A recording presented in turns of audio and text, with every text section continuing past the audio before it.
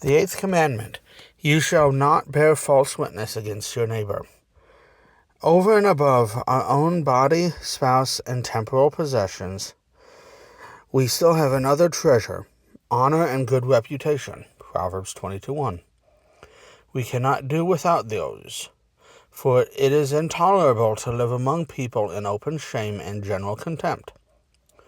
Therefore, God does not want the reputation, good name, and upright character of our neighbor to be taken away or diminished. Just as with his money and possessions, he wants everybody to stand in his integrity before wife, children, servants, and neighbors. In the first place, we must consider the plainest meaning of this commandment, according to the words, you shall not bear false witness. This applies to the public courts of justice, where a poor innocent man is accused and oppressed by false witnesses, in order to be punished in his body, property, or honor. Now, this commandment appears as though it were of little concern to us at present, but with the Jewish people it was quite common and ordinary matter, for the people were organized under an excellent and regular government. Where there is still such a government, instances of this sin will not be lacking. The cause of it is that where judges, mayors, princes, or others in authority sit in judgment, things never fail to go according to the way of the world. In other words, people do not like to offend anybody. They flatter and speak to gain favor, money, prospects, or friendships. Proverbs 26:28. As a result, a poor man and his cause must be oppressed, denounced as wrong, and suffer punishment. It is a common disaster in the world that in courts of justice, godly men seldom preside. To be a judge requires above all things a godly man, and not only a godly man, but also a wise, modest, indeed, a brave and bold man. Likewise, to be a witness requires a fearless and especially godly man. For a person who is to judge all matters rightly and carry them through with his decision will often offend good friends, relatives, neighbors, and the rich and powerful, who may greatly serve or injure him. Therefore he must be quite blind, have his eyes and ears closed, neither see nor hear, but go straight forward in everything that comes before him and decide accordingly. Therefore this commandment is given in the first place, so that everyone shall help his neighbor to secure his rights, and not allow them to be hindered or twisted. But everyone shall promote and strictly maintain these rights, no matter whether he is a judge or witness, and let it apply to whatsoever it will. A particular goal is set up here for our jurists, that they be careful to deal truly and uprightly with every case, allowing the right to remain right. On the other hand, they must not pervert anything by their tricks and technical points, turning black into white and making wrong out to be right. Isaiah 5:20. They must not gloss over a matter or keep silent about it, regardless of a person's money, possessions, honor, or power. This is one part and the plainest sense of this commandment about all that takes place in court. Next, this commandment extends very much further if we are to apply it to a spiritual jurisdiction or administration. Here is a common occurrence that everyone bears false witness against his neighbor. For wherever there are godly preachers and Christians, they must bear the sentence before the world that calls them heretics, apostates, and indeed instigators and desperately wicked unbelievers.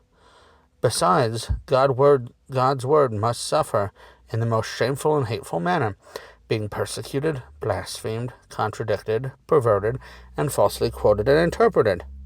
But let this go, for this is the way of the blind world, which condemns and persecutes the truth and God's children, and yet considers it no sin. In the third place, which concerns us all, this commandment forbids all sins of the tongue, James 3, by which we may injure or confront our neighbor. To bear false witness is nothing else than a work of the tongue. Now, God prohibits whatever is done with the tongue against a fellow man.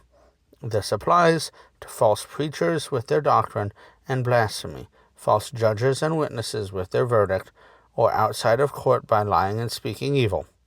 Here belongs particularly the detestable, shameful vice of speaking behind a person's back, and slandering, to which the devil spurns on us, and of which much more could be said. For it is a common evil plague that everyone prefers hearing evil more than hearing good about their neighbor. We ourselves are so bad that we cannot allow anyone to say anything bad about us. Everyone would much prefer that all the world should speak of him in glowing terms. Yet we cannot bear that the best is spoken about others. To avoid this vice, we should note that no one is allowed to publicly judge and reprove his neighbor, even though he may see him sin, unless he has a command to judge and to reprove. There is a great difference between these two things, judging sin and knowing about sin. You may indeed know about it, but you are not to judge it. Matthew 7:1-5. I can indeed see and hear that my neighbor sins, but I have no command to report it to others. Now if I rush in, judging and passing sentence, I fall into a sin that is greater than his. But if you know about it, do nothing other than turn your ears into a grave and cover it, until you are appointed to be judge and to punish by virtue of your office. People are called slanderers who are not content with knowing a thing, but go on to assume jurisdiction. When they know about a slight offense committed by another person, they carry it into every corner. They are delighted and tickled that they can stir up another's displeasure, just as swine delight to roll themselves in the dirt and root in it with the snout. This is nothing other than meddling with God's judgment and office and pronouncing sentence and punishment with the most severe verdict. For no judge can punish to a higher degree, nor go further than to say that person is a thief, a murderer, and a traitor, and so on. Therefore, whoever presumes to say the same things about his neighbor goes just as far as the emperor and all governments. For although you do not wield the sword, you use your poisonous tongue to shame and hurt your neighbor. Psalm 143. God, therefore, would have such a behavior banned, that anyone should speak evil of another person, even though that person is guilty, and the latter knows it well, much less if anyone does not know it and has the story only from hearsay. But yet you say, shall I not say something if it is the truth? The answer is, why not? Why do you not make your accusation to regular judges? I cannot prove it publicly, so I might be silenced and turned away in harsh manner. Indeed, do you smell the roast? If you do not trust yourself to stand before the proper authorities and to answer well, then hold your tongue.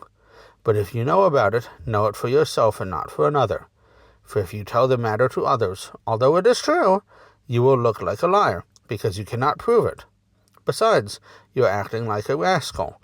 We should never deprive anyone of his honor or good name unless it is first taken away from him publicly.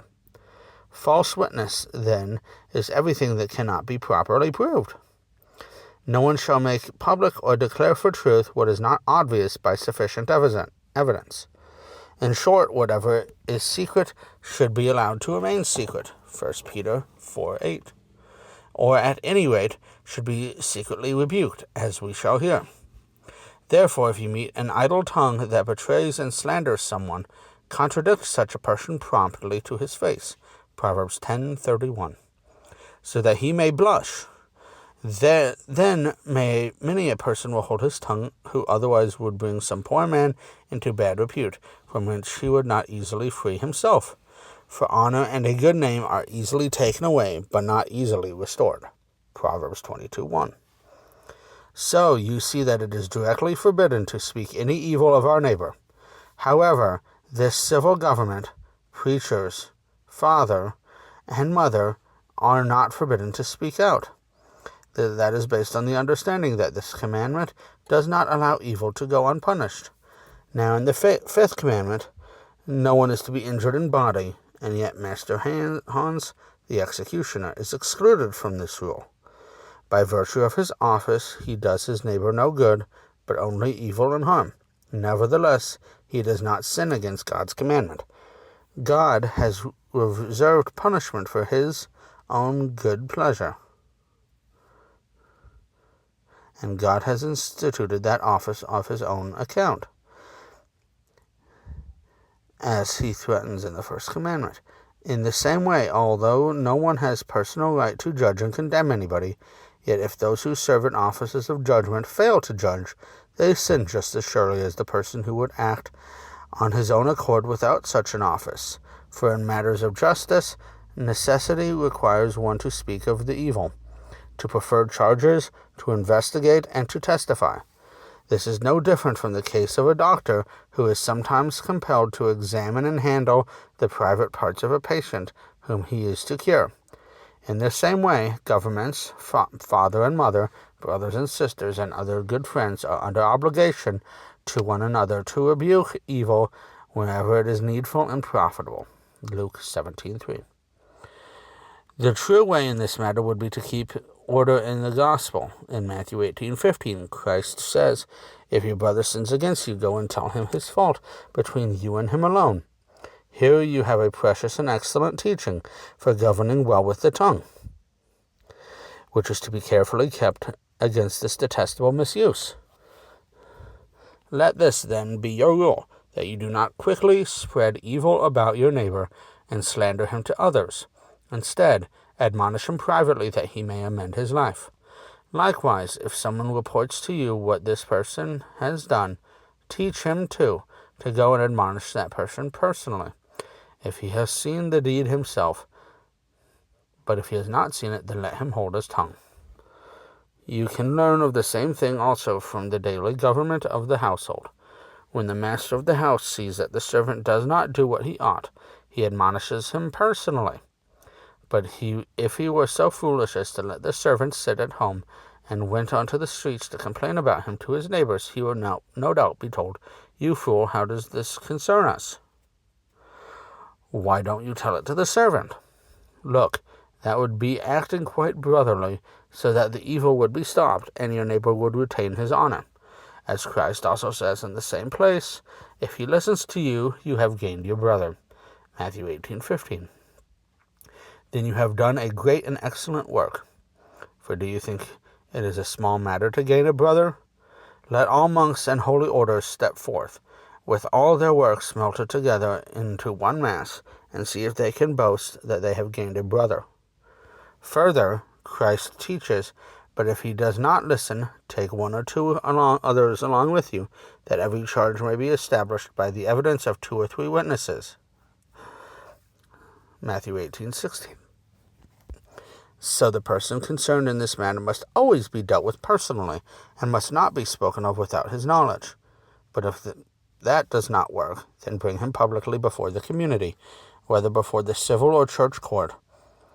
For then you do not stand alone, but you have those witnesses with you by whom you can convict the guilty one. Relying on their testimony, the judge can pronounce sentence and punish. That is the right and regular course for checking and reforming a wicked person. But if we gossip about another in all corners and stir the filth, no one will be reformed. Later, when we are to stand up and bear witness, we deny having said so. Therefore, it would serve such tongues right if their itch for slander were severely punished, as a warning to others. If you are acting for your neighbor's reformation, or for the love of the truth, you will not sneak about secretly, nor shun the day and the light. John 3, verses 19 to 20. All this has been said about secret sins, but where the sin is quite public, so that the judge and everybody know about it, you can, without any sin, shun the offender and let him go his own way, because he has brought himself into disgrace. You may also publicly testify about him. For when a matter is in public in the daylight, there can be no slandering or false judging or testifying. It is like when we now rebuke the Pope with his doctrine, which is publicly set forth in books and proclaimed in all the world. Where the sin is public, the rebuke must also be public, that everyone may learn to guard against it. Now we have the sum and general understanding of this commandment. Let no one do any harm to his neighbor with the tongue, whether friend or foe. Do not speak evil of him, no matter whether it is true or false. unless it is done by commandment or for his reformation. Let everyone use his tongue, and make it serve for the best of everyone else, to cover up his neighbor's sins and infirmities. 1 Peter 4:8. Excuse them, conceal, and garnish them with his own reputation. The chief reason for this shall be that the one Christ declares in the gospel, where he includes all commandments about our neighbor, whatever you wish that others would do to you, do also to them. Matthew 7:12. Even nature teaches the same thing in our own bodies. As St. Paul says, on the contrary, the parts of the body that seem to be weaker are indispensable, and on the parts of the body that we think less honorable we bestow the greater honor, and our unpresentable parts are treated with greater modesty. 1 Corinthians 12:22-23. No one covers his face, eyes, nose, and mouth, for they, being in themselves the most honorable parts that we have, do not require it. But in most weak parts, of which we are ashamed, we cover with diligence. Hands, eyes, and the whole body must help to cover and conceal them. So among also ourselves we must clothe whatever blemishes and infirmities we find in our neighbor, and serve and help him promote his honor to the best of our ability. On the other hand, we should prevent whatever may be disgraceful to him. It is especially an excellent and noble virtue for someone always to explain things for his neighbor's advantage, and put the best construction on all he may hear about his neighbor, if it is not notoriously evil, or at any rate forgive the matter over and against the poisonous tongues that are busy wherever they can to pry out and discover something to blame in a neighbor. Psalm 143. They explain and pervert the matter in the worst way, as is done now, especially with God's precious word and its preachers. These are included, therefore, in this commandment quite a multitude of good works. These please God most highly and bring abundant good and blessing, if only the blind world and the false saints would recognize them. For there is nothing on or in a person that can do both greater and more extensive good or harm in spiritual and in temporal matters than the tongue. This is true even though it is the least and weakest part of a person. James 3:5.